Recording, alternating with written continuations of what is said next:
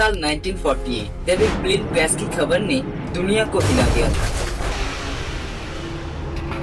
कहा गया कि नेताजी सुभाष चंद्र बोस जो ब्रिटिश राज के खिलाफ सबसे बड़ा चेहरा थे, अब इस दुनिया में नहीं रहे। ऐसे में जाहिर सी बात है, सवाल उठता है, आखिर क्या ये सच था? कुछ लोग कहते हैं उन्होंने रास्ते में उन्हें देखा, तो कुछ लोग मानता है कि बोस एक साधु बनकर जिंदा थे। तो फिर असली बात क्या है? आखिर कैसे सॉल्व हुआ इस मिस्ट्री का? आइए समझते हैं इन सभी चीजों को गहराई से आज की इस वीडियो में।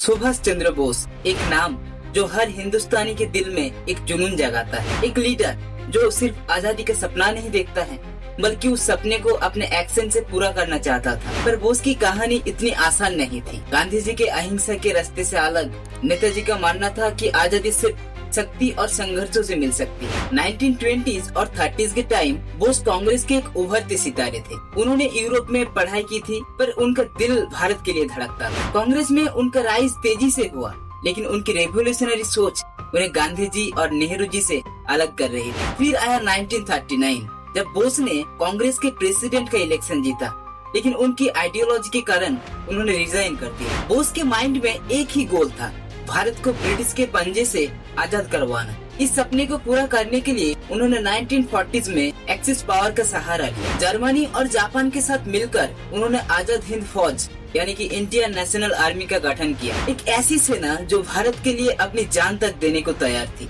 उनका नारा था, तुम मुझे खून दो, मैं तुम्हें आजादी दूंगा। इसकी बात मैंने इस आजादी वाले वीडियो में कही थी। फिर 1943 में बोस ने आजाद हिंद गवर्नमेंट एस्टेब्लिश की, जो ऑफिशियली जापान और कुछ नेशन द्वारा रिकॉग्नाइज भी किया गया। उन्होंने अंडमान और निकोबार आइलैंड को आजाद डिक्लेयर किया और ब्रिटिश राज को ओपनली चैलेंज किया। लेकिन फिर 1944 में आईएनए का रेंगून कैंपेन फेल हो गया और ब्रिटिश फोर्स ने उन्हें पीछे ढकेल दिया। अब आए 1945 का वो मनहूस दिन, 18 अगस्त। दुनिया एक तरफ वर्ल्ड वॉर के अंत को देख रही थी और दूसरी तरफ एक खबर ने इंडिया के दिल को हिला दिया। कहा गया कि सुभाष चंद्र बोस, भारत के आजादी के सबसे इम्पोर्टेंट लीडर, एक प्लेन क्रैश में शहीद हो गए। ऐसे में जाहिर सी बात है, सवाल उठता है, आखिर ये प्लेन क्रैश हुई कैसे? सब कुछ शुरू होता है साइगॉन से। सुभाष चंद्र बोस जापान के मित्र थे और वर्ल्ड वॉर 2 के खत्म होने के बाद एक्सिस पावर का हाथ तय था। बोस के लिए एक नई स्ट्रैटेजी की जरूरत थी।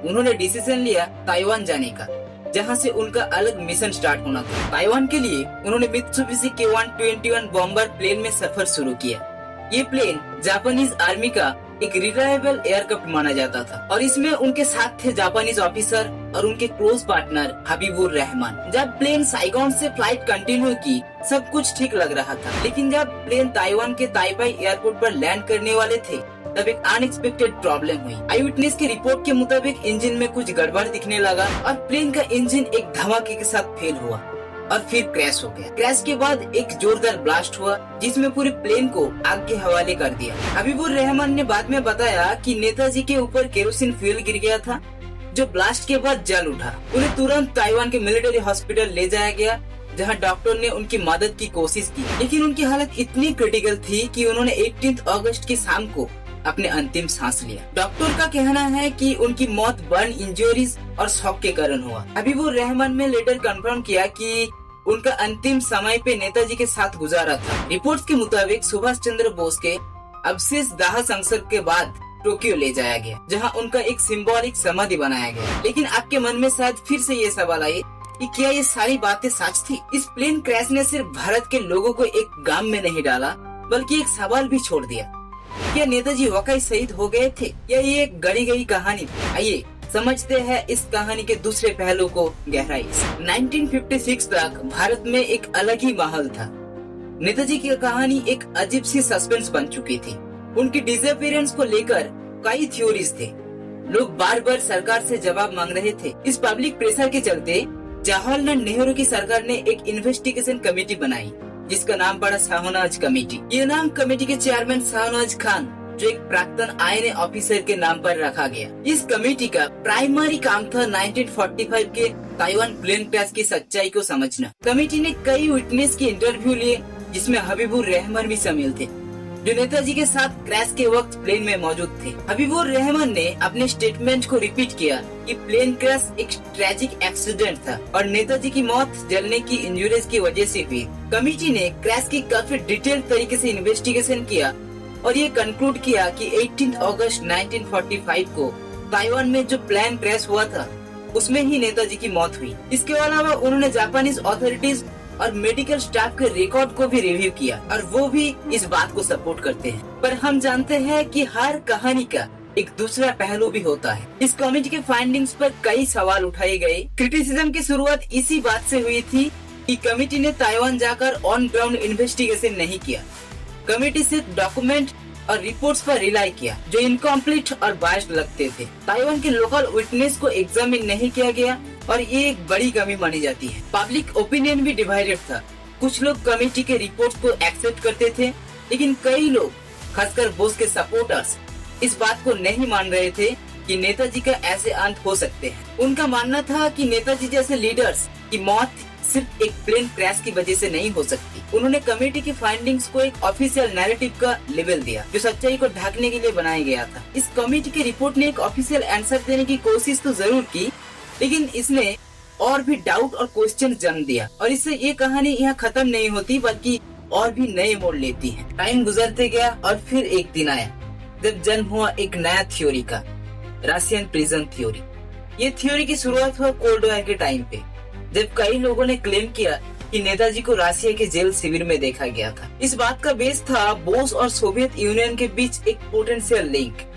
ये माना जाता है कि वर्ल्ड वॉर 2 के बाद जब एक्सिस पावर ने सरेंडर किया, बोस अपने लिए और आजाद हिंद मूवमेंट के लिए एक नए मित्र की तलाश में थे। सोवियत यूनियन जो ब्रिटिश के खिलाफ थे। रिपोर्ट के मुताबिक 1945 के ताइवान प्लेन क्रैश के बाद बोस जापान से सीक्रेटली रशिया के लिए निकल गए। कुछ लोगों का कहना है कि उन्होंने सोवियत अथॉरिटीज के साथ एक डील करने की कोशिश की थी, लेकिन वो वहां फंस गए और उन्हें जेल में बंद कर दिया गया। अगर हम कुछ क्रेडिबल अकाउंट्स की बात करें तो 1950s और 60s में कई ऐसे विटनेस सामने आए जो क्लेम करते हैं कि उन्होंने साइबेरिया के जेल में नेताजी जैसे एक आदमी को देखा था, लेकिन इस रिपोर्ट्स का कभी सॉलिड प्रूफ नहीं मिला। रशिया के रिकॉर्ड्स को भी एक्सेस करने की कोशिश की गई, लेकिन ये अनअवेलेबल था। बहुत सारे हिस्टोरियंस और रिसर्चर्स ने इस थ्योरी को मिक्स्ड रिस्पांस दिया है। तो कुछ हिस्टोरियंस जैसे अनुज धर ने इस थ्योरी को काफी सीरियसली लिया। उन्होंने इस पे रिसर्च किया और आर्ग्यू किया कि सोवियत यूनियन के साइलेंस के पीछे जियोपॉलिटिकल रीजन हो सकते हैं। अगर नेताजी वहाँ थे तो सोवियत यूनियन ने उन्हें एक बार्गेनिंग चिप के रूप में ब्रिटिश और इंडियन गवर्नमेंट के साथ यूज करना चाहता था, इसलिए जियोपॉलिटिकल फैक्टर्स भी काफी सिग्निफिकेंट है। 1945 के बाद सोवियत यूनियन और ब्रिटिश के रिलेशन काफी सेंसिटिव था। सोवियत यूनियन शायद नहीं चाहते थे कि नेताजी का प्रेजेंस किसी तरह से उनके और ब्रिटिश के बीच और ज्यादा टेंशन क्रिएट करे, और उस समय इंडिया के न्यू लीडर्स भी सोवियत यूनियन के साथ अपने डिप्लोमेटिक रिलेशन एस्टेब्लिश करना चाहते थे। लेकिन अब आपके मन में फिर से ये सवाल आए कि अगर नेताजी वहाँ थे तो उन्होंने कभी खुद क्यों सिग्नल नहीं दिया? क्या वो छुपकर किसी नए मिशन की प्लानिंग कर रहे थे, या उनकी आवाज वह जेल में हमेशा के लिए दबा दिया गया? ये थ्योरी एक फैसिनेटिंग और ट्रेजिक एंगल देता है नेताजी की डिसअपीयरेंस स्टोरी को। अगर ये सच है तो ये इतिहास के सबसे बड़े बेट्रियल्स में से एक हो सकते हैं, और अगर ये बस एक अफवाह है तो ये बताता है कि नेताजी के नाम से जुड़ी उम्मीदों और एक्सपेक्टेशन कैसे जिंदा है। और इसीलिए इस मिस्ट्री हमें हमेशा एक ही सवाल की तरफ ले जाती है कि नेताजी सुभाष चंद्र बोस कहाँ गए? ऐसे बहुत सारे सीक्रेट का उद्घाटन करने के लिए 1970s में इंदिरा गांधी की सरकार ने एक नए इंडिपेंडेंट इंक्वायरी का फैसला किया। सावनाज कमेटी की रिपोर्ट को काफी लोगों ने रिजेक्ट कर दिया था और नए विटनेस और एविडेंस सामने आ रहे थे जो पुरानी स्टोरीज को चैलेंज कर रहे थे। Justice GD. खोसला, एक रेपुटेड जज, को इस इंक्वायरी का जिम्मा दिया गया। कमीशन का काम था सारे पॉसिबल थ्योरी को इवेलुएट करना और एक सॉलिड कंक्लूजन तक पहुंचाना। बहुत सारे फाइंडिंग्स के बेसिस पर जस्टिस खोसला कमीशन ने अपनी इन्वेस्टिगेशन से प्लान क्रैश थ्योरी का फिर से एग्जामिन किया। कमीशन के रिपोर्ट के मुताबिक नेताजी की मौत 18 अगस्त 1945 के प्लेन क्रैश से ही हुई थी, और इसके सपोर्ट में हबीबुर रहमान के स्टेटमेंट और जापानीज अथॉरिटीज के एविडेंस को यूज किया गया। कमीशन का कहना था कि क्रैश के बाद नेताजी का शरीर इतना जल गया था कि उनका बचा कुचा फिजिकल एविडेंस बहुत ही मुश्किल से मिल पाई। बाद में कमीशन ने रशियन प्रिजन थ्योरी और दूसरा अल्टरनेट थ्योरी को भी इन्वेस्टिगेट किया, लेकिन उन्हें रिजेक्ट कर दिया। रशिया वाले थ्योरी को डिसमिस करते वक्त कमीशन ने कहा कि सोवियत यूनियन की तरफ से ऐसे किसी एविडेंस की कमी थी जो प्रूव कर सकते हैं कि बोस वहाँ जेल में थे। और गुप्त जीवन की बात पर कमीशन का ऑब्जर्वेशन था कि नेताजी जैसे लीडर्स के लिए अपने आइडियाज और मूवमेंट को पीछे छोड़कर छुपकर जीना असंभव लगता है। लेकिन खौसला कमीशन की फाइंडिंग्स को भी लोगों ने बिना सवाल उठाए एक्सेप्ट नहीं किया। सबसे बड़ा क्रिटिसिज्म था कि कमीशन ने प्लेन क्रैश थ्योरी के अगेंस्ट वाले विटनेस और एविडेंस को उतनी इम्पोर्टेंस नहीं दी थी जितनी मिलनी चाहिए थी। रशियन वाले थ्योरी को एग्जामिन करने के लिए किसी इंडिपेंडेंट रशियन सोर्स को इन्वॉल्व नहीं किया गया और ज्यादातर निर्भरता सेकेंडरी अकाउंट्स पर ही थी। कुछ लोगों के लिए खौसला कमीशन की रिपोर्ट एक पॉलिटिकल फॉर्मेलिटी थी जो एक प्री डिसाइडेड नैरेटिव को सपोर्ट कर रही थी। नेताजी के सपोर्ट्स का कहना था कि सरकार सच्चाई को दबाने की कोशिश कर रही है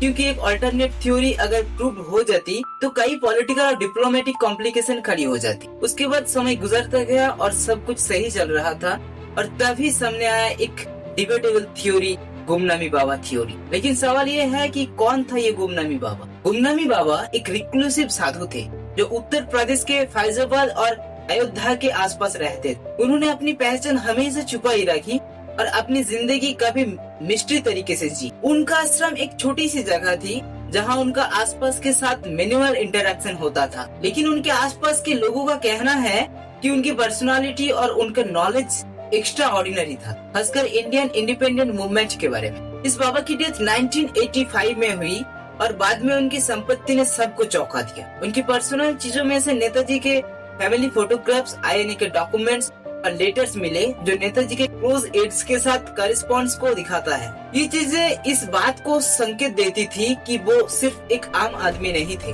कई लोग कहते हैं कि गुमनामी बाबा का हैंडराइटिंग और नेताजी के हैंडराइटिंग काफी सिमिलर था। हैंडराइटिंग एक्सपर्ट ने इस सिमिलरिटी को कंफर्म भी किया, लेकिन इस एनालिसिस को यूनिवर्सल एक्सेप्टेंस नहीं मिला। एक और इंटरेस्टिंग चीज ये है कि गुमनामी बाबा के पोसेशन में आईएनए के रेयर डॉक्यूमेंट और नेताजी के स्पीच का एक हैंडराइटिंग कलेक्शन मिला। बाद में एक डीएनए टेस्ट भी किया गया जिसमें गुमनामी बाबा के बिलोंगिंग्स के सैंपल को नेताजी के फैमिली के डीएनए से मैच करने की कोशिश की गई, लेकिन रिजल्ट इंक्लूसिव थे और कुछ फॉरेंसिक एक्सपर्ट ने इस टेस्ट की मेथोडोलॉजी पर सवाल उठाए। लेकिन सरकारी और इंडिपेंडेंट इंक्वायरीज ने इस थ्योरी को ऑफिशियली रिजेक्ट किया और गुमनामी बाबा को नेताजी होने का कोई कंक्रीट एविडेंस नहीं दिया। क्रिटिक्स से कहना है कि जो चीजें मिले वो भी जाल हो सकते हैं जो नेताजी का नाम का इस्तेमाल कर रहे थे। इसलिए ये थ्योरी एक फैसिनेटिंग और इमोशनल नैरेटिव बन गया था जो एक होप देता है कि शायद नेताजी अपने फॉलोअर्स के करीब ही थे। लेकिन अब इस पूरी कहानी में सवाल ये आता है कि अगर वो वाकई जिंदा थे तो क्यों उन्होंने अपने आइडेंटिटी को छुपाए रखा? और इस तरह एक नए एविडेंस के साथ एक नए सवाल का जन्म होता है। इसलिए सुभाष चंद्र बोस का डिसअपीयरेंस सिर्फ एक हिस्टोरिकल इवेंट नहीं बल्कि एक अनसॉल्व मिस्ट्री है जो हर इंडियन के दिल में जिंदा है। Plane crash, Russian prison theory और गुमनामी बाबा थ्योरी ने नए सवाल उठाती है लेकिन कंक्रीट आंसर कभी नहीं देती। ये मिस्ट्री एक बात जरूर समझती है कि नेताजी सिर्फ एक लीडर नहीं, एक इमोशन है, एक इंस्पिरेशन है जो लोगों के मन में आज भी जिंदा है। नेताजी का ये अधूरा चैप्टर हमें एक ही बात याद दिलाता है, कहीं न कहीं उनका जज्बा आज भी हमारे अंदर जिंदा है और जिंदा रहेगा। नेताजी सुभाष चंद्र बोस के डिसअपीयरेंस की ये कहानी अभी भी एक अनसॉल्व मिस्ट्री है, लेकिन एक चीज क्लियर है, उनका कंट्रीब्यूशन इंडिया के इंडिपेंडेंस के लिए अमर रहेगा। अगर ये वीडियो पसंद आया दोस्तों तो ये वाला भी जरूर पसंद आएगा जिसमें मैंने डिटेल में एक्सप्लेन किया है भारत की आजादी के लिए हुई संघर्ष के हर इम्पोर्टेंट चैप्टर को। यहाँ क्लिक करके देख सकते हैं। बहुत बहुत धन्यवाद।